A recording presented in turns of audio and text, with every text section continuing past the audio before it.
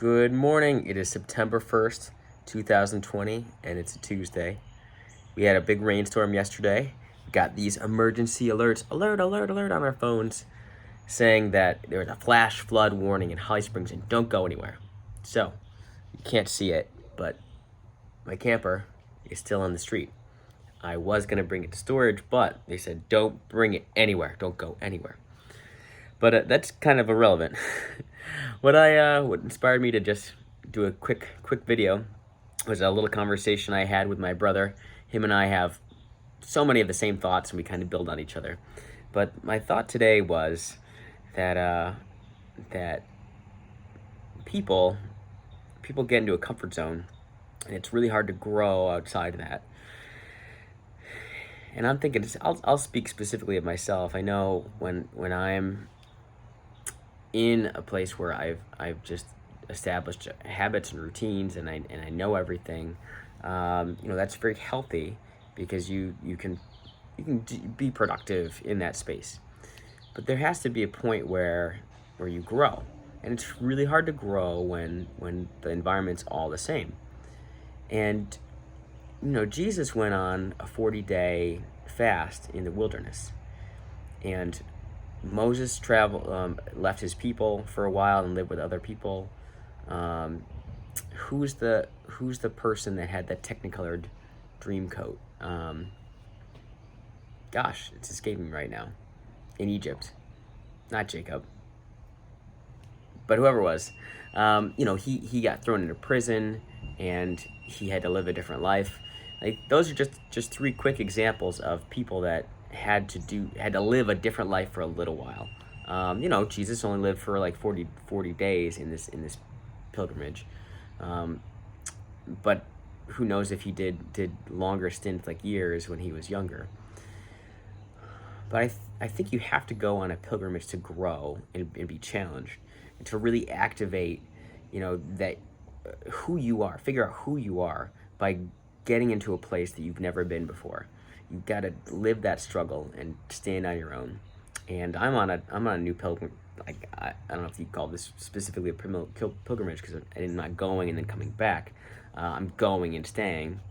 As I was saying to Dan, this is my second, because I went to Long Island for a few years and then came back, and I was definitely a different person. Specifically, I remember driving in traffic in Syracuse after living for just a short while in Long Island. I drove faster. I drove like a New York City person, not like a Syracuse, New York person. I was like, come on, people, let's go. Why are they so slow? Well, it wasn't that they were slow. They were always the same. I was just in a hurry. And that's who I am now. I'm in a hurry. And it's frustrating for people that are not used to that. I spent some time with Mom and John this weekend, and I definitely was pushing them to go faster. And they're like, we're in the Outer Banks. We're at the beach. Just chill, relax. And I could not. And that's my personality, and part of it's because I have an agenda that I'm trying to accomplish. It's not necessarily good by any means, but I'm a different person, and I had to go on a pilgrimage to stretch and grow, and I have grown, and so I'm afraid of less things, and now I want to see more things. As I walk into danger, people say, don't go into danger. Don't go into danger. You might die. And that's understandable. They don't want me to die by doing these things that are outside of my normal lifestyle, or outside of my comfort zone. But I'm not jumping off bridges. I'm just taking risks, with my my career choices and my communities. Like, I'm going to be part of a new community, and that's risky. And people they're saying don't do risky things, because that they'll tell you that you might die. Well, I just got a life insurance policy. It took me all of 2 days to get this life insurance policy, because the world statistics say, yeah, you, Michael McCall, are not going to die anytime soon. You're not going to die. I got a $900,000 policy for $300 a year. That's crazy low. That's super cheap.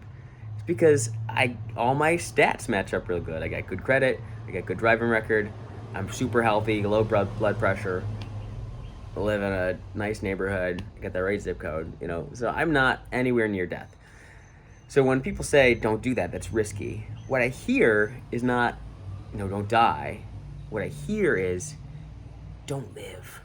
Don't live. That's not what they're saying, but that's what I'm hearing. And I want to go live. And for me, living requires risk.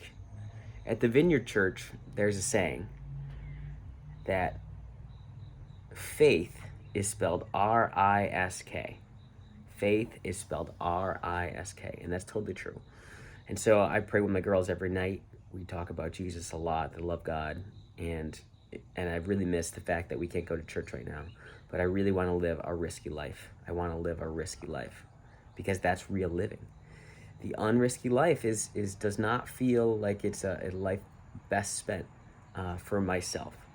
And I'm glad we have a lot of people that like stability.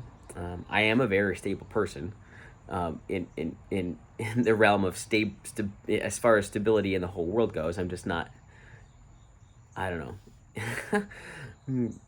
Maybe I'm not the right person to be judging what stable is and what's not. But anyway, I think that if you're at a place where you're not happy, it might be time for you to go on your pilgrimage.